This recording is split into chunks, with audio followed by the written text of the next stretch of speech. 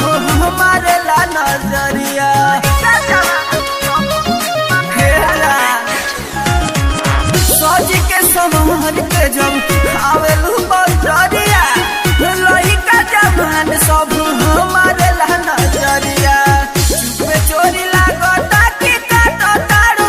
कतही तू छनी गोरिया कौना नल के तू पिया तारू कहानी जो खिलता जवानी गोरिया कौना नल के तू पिया तारू कहानी जो खिलता जवानी गोरिया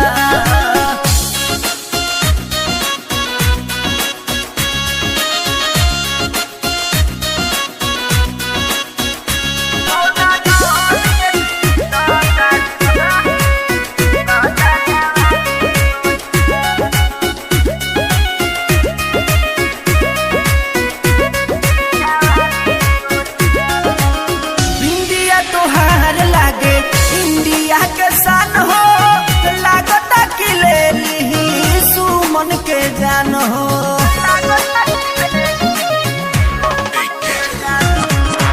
इंडिया तोहार लागे इंडिया के सन हो